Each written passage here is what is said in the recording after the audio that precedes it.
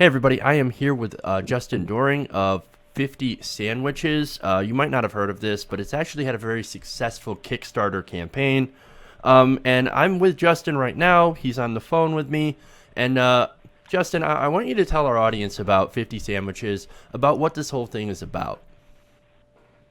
Well, simply put, 50 Sandwiches is a cross-country nonprofit project aimed to humanize the homeless by traveling city to city and interviewing members of the homeless population just to try to get a rare glimpse into their lives and experiences. Okay, so I mean that's put pretty simply. So what I want to ask is why you decided to take on this project. Well, I noticed that in general, homelessness is an aspect of American society that is Mm-hmm. profiled, stereotyped, and even in some cases demonized. So Right. I thought that, well, obviously these people didn't start here, and they had a path that no one really cares to know. No one really cares to hear their voice. So I thought that it might be a good idea to try to shed some light on the issue by sharing their stories and experiences that no one may have been interested in. Yeah. Yeah. I've sorry. Oh, go on. No, I've noticed. I mean, covering stories about homelessness and the often brutal reaction by local authorities towards homeless people. That a lot of people, I mean, they don't like to know that this whole thing exists. They don't like to know that there are homeless people. Now, a part of that, I've always kind of thought that maybe it's because, as you point out, our American society, that a lot of people in this economic climate are pretty close, maybe a paycheck away or an illness away from becoming homeless and losing everything they have. So it's kind of one of those things that I think homeless people tend to remind people that of where they might end up or where they could end up. I mean, Oh, you're absolutely right. I think a part of it is ignorance is bliss, right? I mean, right, if you kind of turn a blind eye to it, then it's not an issue that you need to deal with. And I think a lot of people are. I think it's like 42% of Americans are, living paycheck to paycheck. So there's so many people out there that don't really realize, or maybe they do by some way, that they are living right on the edge of homelessness. And I Mhm. think that a lot of people try to hide that and then try to just ignore the homeless in general because it reminds them of that pretty scary fact. Right, and you're right. I mean, there is part of that fear factor involved as well. So what I want to ask you now is, you've been traveling the country and you've been doing interviews, and you know, maybe this is a bit of an unfair question, but if you could choose on one of your favorite, most enlightening interviews, what would it be, and tell us about it. I've gotten asked that question a few times, and it's very difficult to do. Mm-hmm. I've realized throughout every single person I've interviewed that there's so much to tell and there's so much to listen to that it's been amazing how diverse they all are. Right. I have to say one interview that stood out for me was in the very beginning of the project in Portland. I interviewed a man named Ian, who was a young guy. He was 28. He was very mild-mannered, very soft-spoken, very polite and respectful. But his story was just the opposite. It just went on and on. It was very dramatic. It was very heartfelt. He lost his mother Mm-hmm. and suffered from schizophrenia, so he actually convinced himself that his therapist was his mother who had faked her death Wow. just to trick him. He had abandoned home when he was a kid and was under 18 and homeless for a while just because he was homosexual and he just kind of got pushed out of the house. He had a meth addiction, and he was at the point when I was talking to him, he was able to actually reflect on it to such an extent where he was really able to tell me about his struggles from more of a reflective point of view. And I think that that's a great perspective for other people to hear rather than speaking to someone who's smack dab in the middle of an addiction or of a mental Right. illness, because they won't really be able to reflect on it to such an extent. That was right at the beginning of the project, and that really just took me away because I'll be talking to him for half an hour, and then suddenly he would just drop something like, "Oh, my mother died last year," and that really amazed Wow. me because some people it seems like the world is just out to get them. It seems like that homelessness has been destined for them for a long time just because of what their path was leading to it. Well, I did notice reading through some of the stories, some of the interviews that you did, is that there's a theme, right? And it often has to do with health, somebody dying or somebody getting really sick or them getting really sick, medical bills essentially, Right. or parents getting ill and not being able to take care of the household anymore. And I've noticed that's a huge theme that kind of stretches off around some of these stories. I mean, mental health is another one of the things that I've noticed is in common with some Mhm. of these stories, the interviews that I've read. So I don't know. I kind of want you to kind of expand on why you think that this is an issue and the importance and what it has to do with homelessness in general.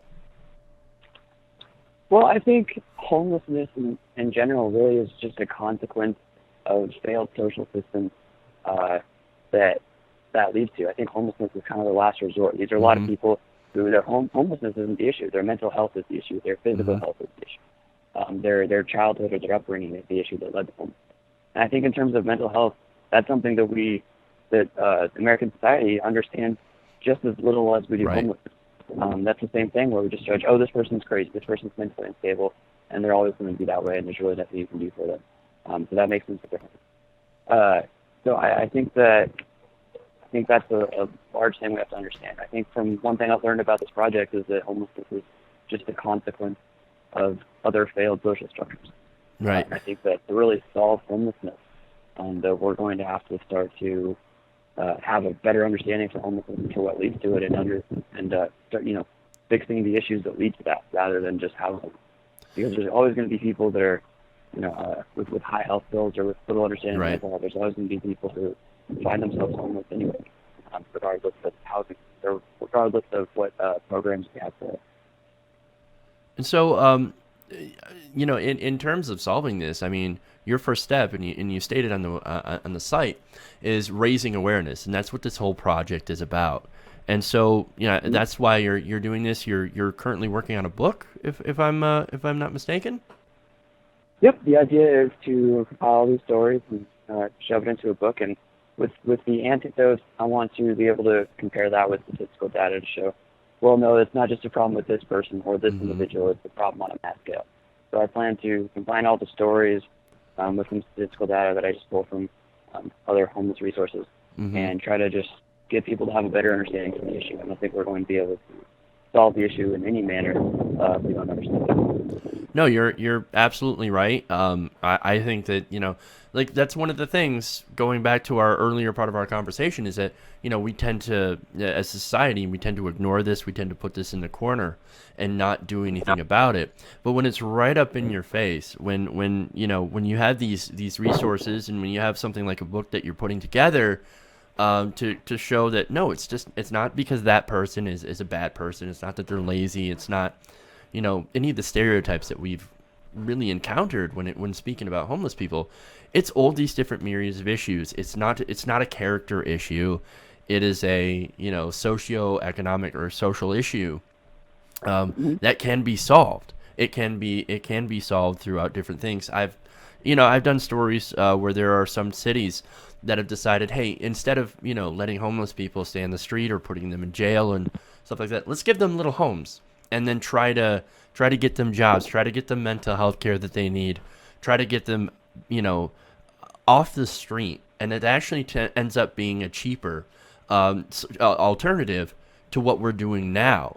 So, and that's just looking through the data of a couple of cities that have decided to do this.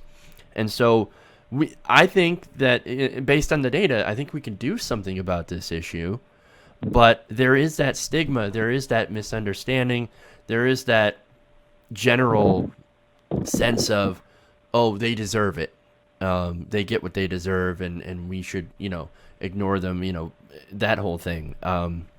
So, Right, and go ahead. by some measure, I mean, stereotypes are there for a reason. I've talked to people Sure. who may fill that stereotype by some measure. I'll talk to people who choose to be homeless, but Hmm. really, if you keep talking to them, I've been amazed by some of the perspectives that they have had, by the people who still fulfill that stereotype by some measure. It's so circumstantial. It's so just based on the individual rather than being able to judge, oh, these are the people that choose to be homeless, or these are the people that fulfill the stereotype. Because I've met some people who still, like I met a man in the very first interview I did. I met a man in Seattle who chose to be homeless just to try to learn. It was a learning experience for him. Mm-hmm. And he actually twice a week would just go out and work with people who work for the city to just pick up garbage for full days, I think like full 6 or 8 hour days for free, just because he felt it was important to give back to the community because people are giving things to him all the time. So I think that even in circumstances where stereotypes prove to be true, it's just that, circumstantial. Okay, yeah, and I think you make a pretty good point with the fact that a lot of the stories are different, and you'll have different circumstances. At the same time, there are policy solutions, there are solutions available to be able to help the people that for the most part they want to be helped or need to be helped, and so, I mean that's the stuff that really needs to be looked at as you raise awareness for this issue. So I want to thank you for the work that you're doing, for bringing this to light, and for, really putting the time in to do this. Because throwing a mattress in the back of a van and traveling all over the United States is not an easy thing just to pick up and go, Oh, yeah. No, you're absolutely right. It took a lot of planning. When you called me, I'm currently riding around New York City finding some people to interview. So it's certainly a constant, every single day sort of thing. And so you just find people to, homeless people to interview, and you take them out for some lunch or something, and then you talk to them, which is it's cool. Oh, it's a cool idea. That's pretty much the gist of it. Yeah, no, that's the idea. I vary. I sometimes will just talk to people I meet in parks or on the street, and then I try to contact shelters and meet with people at the shelters. I'm trying to get as much diversity as possible, and the people you meet at shelters are usually going to be, if they're in a program, somewhat farther into the recovery process. And they'll have a different perspective than the people I just met on the street. So I'm really trying to mix it up and just get as many types of voices as possible. Well, that's amazing. I mean, an amazing project that you've got going, and I want you to, I guess I kind of want to wrap it up. I guess give the audience a message that you would like them to hear, and also how can we help you do this project? How can we help, raise awareness for this project? Let's see. I mean, I just think people need to have a better understanding that the homeless situation, there's more to the homeless than just being homeless. People shouldn't be defined just by their living situation. And I think one way for people to help is simply just every single person I've interviewed has been incredibly appreciative for being able to talk to me and share their story. I think that something that I think might be universally appreciated for most of the homeless community is just having someone to talk to, being acknowledged by society in general. I think that's a big first step in humanizing the homeless necessarily. And so how can people help your project? For the project specifically, they can simply read the stories. You can go online to 50sandwiches.com and donate. There's just a donate button that I believe connects to PayPal. And you can like us on Facebook at 50 Sandwiches. All right, everybody. Thank you, Justin Doring, 50 Sandwiches, for this for doing this project, for this interview. I appreciate your time, and I look forward to seeing the book. And if you guys haven't, make a donation to 50 Sandwiches. All right, thanks, Justin. Hey, everybody, thanks for watching this video. If you want to see more like this, please hit the subscribe button below. And if you want to support truly independent, non-corporate media, go to our Patreon page and become a patron, patreon.com/TYTNation.